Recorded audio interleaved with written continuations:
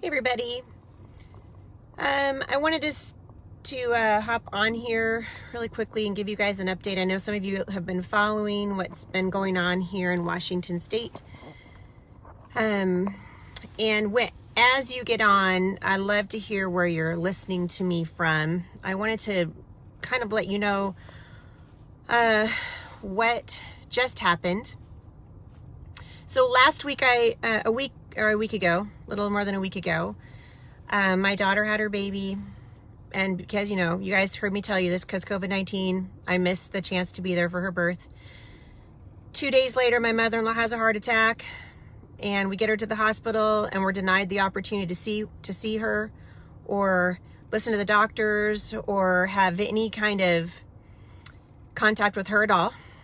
Because, there might be somebody in the hospital with COVID-19, although you wouldn't know it because the waiting rooms are empty, the emergency rooms are empty, the COVID tents that they set up outside of the hospitals are empty.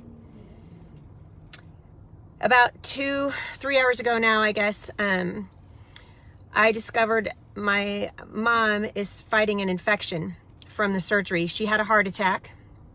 They did an angiogram, and she has developed what looked to me to be pretty serious infection. So I took her down to urgent care, and they said, we can't handle this here. It's too much, and you're going to have to go back to the emergency room. So I said, well, please tell me I can stay with her, because I am her advocate. I'm the person who listens to what the doctor says and kind of helps her make decisions. And they said, well, we think that'll be fine. Just go ahead and go with her. So I go to the emergency room with my mother-in-law. Woo! I'm going to try really hard not to just start crying, okay? I didn't get on here till I could get it together. So I'm going to get through this. So I take her to the emergency room, and she does have a raging infection. And at the door, they tell me, you can't come in. And I said, oh no, I am coming in. I'm her person. And the lady at the door said, do you have power of attorney? Did you bring your papers? I'm like, what is this, Nazi Germany? I don't travel with papers. This is America, land of the free. I hope we're the land of the free, and we better start getting brave if we want to keep being the land of the free. I'm here to tell you guys right now.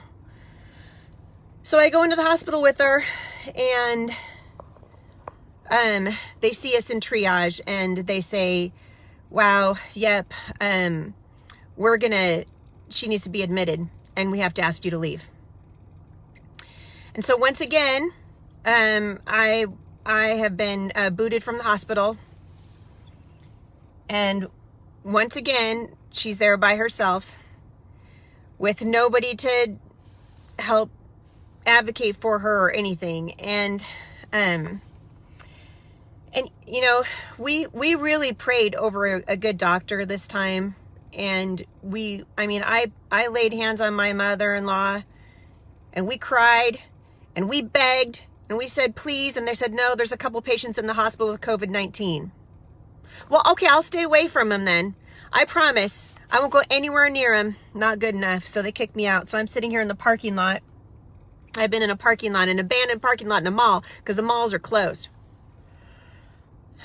And I feel like our liberties are being taken from us one little paper cut at a time. Like we're gonna hemorrhage from paper cut deaths. We are. It's bananas. So, I guess I just wanted you guys to know what's going on here in Washington. Some of you saw me up in Olympia yesterday, and I'm protesting, the unconstitutional lockdown of our nation. It's illegal what they're doing. It straight up is. You don't shutter churches and businesses when we did the thing you asked us to do, and we flattened the curve, and now the CDC is saying, oh, never mind, not 50,000 COVID deaths. We had those lumped in the wrong category. That was flu and pneumonia. It's really just 11,000. Not to minimize it, like death is death, and it's lame, right? But we need to stand up. Like, this is wrong. Like, at what point do churches just go, you know what? We're opening our doors. This is America. We're free. Here in Washington State, our governor, the tyrant, the King Inslee, just said, oh no, we're going to extend it to May 31st, and maybe even then indefinitely. What in the world? So now again, my mother-in-law, I can see the hospital from here, but I can't go in. I live with her. We do life together. And we've been separated again because there might be 2 people in the hospital with COVID-19. This is bananas. This is what happens when we allow people to keep us safe. We're safe now. I know, Amy, and they're saying that's how it is at all hospitals for my protection. And I said, I will sign a waiver. I don't need to be protected. I'm okay. I'm not afraid. You know what I'm afraid of? I'm afraid of my mom not getting the care that she needs, or me not understanding what's happening. That's what worries me a whole lot more than COVID-19. A whole lot more. So some of you guys asked me why I went to Olympia. This is why, to stand for our freedom. Someone said, I'm so sorry you're being inconvenienced. This isn't, I'm not being inconvenienced. I don't feel inconvenienced. I feel like my liberties are being taken away, like my freedom's being taken away. And we should care about our freedom. We should care about it. You guys, we need to be kind to each other. Yesterday I went into Safeway. I don't know, Jenny, that's a good question. Yeah, the Nazis had a motto. It's for your safety. Boy, are we hearing that a lot right now. All the signs all over the freeways. Keep it up, Washington. Stay home. Stay safe. You know, in Oregon, you know, you staying home is saving lives. And I'm thinking, what about the lives of the people who are being irreparably harmed because they're struggling with depression and anxiety? What about the businesses that are closing forever and can't open again? So I went to Olympia because of all the stuff that's happening, and now I'm back here in the same situation I was in last week with my mother-in-law in the hospital, and they can't take me in. They won't let me in. It's wrong. It's wrong. And President Trump, if you hear this message, what in the world? Do something. Do something. So I'm going to go home. Last time she was in the hospital, not a single person called us. Nobody called us to tell us how she was doing. This time before I left, I begged them, please call me. This is my number.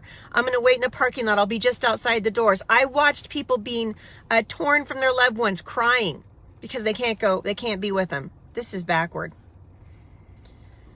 Well, see, Michelle, you say that. I said the same thing. I'm like, you'd have to drag me from the hospital. But when your loved one is compromised and you can see that me yelling and screaming and getting drugged from the hospital, which is exactly what would have happened, that would have only made her anxiety worse. It would have made it worse. And so, even though everything inside me wants to scream and yell and fight and stand up for my family, I also am trying to be careful of my mother-in-law who's compromised and doesn't feel good and now is back in the hospital for the second time in a week after having a heart attack. So I don't want to give her more of a heart. You guys know what I'm saying? Anyway, also just one other thing before I leave. I want to address the people who keep coming on my page, because I've had this page, The Busy Mom, for, I don't know, over 10 years. And I started out by talking about, homeschooling and our children and all the things. And people keep coming on my page and saying, gosh, Heidi, I sure miss all the posts that you used to make about homeschooling and used to talk about motherhood, and I'm so disappointed in you for not talking about that stuff anymore. And I just want to say, I love you guys. Get off my page. Because how tone deaf of me, how completely tone deaf would it be for me to get on this page and pretend like our country's not falling apart? How completely bizarre would it be for me to get on here and just start posting funny memes and all the things that we used to do when the nation's suffering like this? And I would love nothing more than to talk about homeschooling and motherhood and get back to sharing recipes and all the things. But my heart is breaking. And I know some of you guys want me to ignore it. And I know that some of you are, disappointed in me because I'm not doing the thing and staying in my lane and all the thing. But I just want you guys to know, I can't not talk about this stuff. This is what's happening. And we're foolish to think that if we just go back to life as normal, if Heidi St. John just starts talking about recipes again and going back to the way it was a year ago or even 6 weeks ago, for goodness sake, and stayed in my lane. So if you guys want to unfriend me, just get it over with already. It's like, ugh. I told you I was in Safeway yesterday, and I was just, leaning over the meat thingy and trying to price a pot roast, and some lady just started cussing me out, like floating the F-bomb at me and screaming at me about 6 feet and the whole thing. And I was like, we've lost our mind. So I'm not going to stop talking about it. And I know some of you are upset. I'm really sorry. Like, I know I'm not very much fun to listen to right now, and you don't have to keep coming to my page. And I don't even blame you. I don't want to keep coming to my page. Let's talk about something else. Except for everything's shut around here, and our businesses are shut, and our people are dying in hospitals, and we can't go see them, and something's wrong. So I'm not going to stop talking about it. I'm not going to stop saying this is not about a virus, and I don't know when we're going to wake up and figure that out, but this is not about a virus. So thanks, Aaron. Thank you, Sakura. Thanks. Anyway, yeah, Kendall, I agree. Maybe if more people left their lane, we might not be in this mess. You guys, your freedom isn't free. It's not.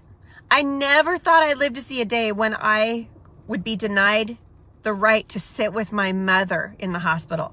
Never. Never. And yet here we are.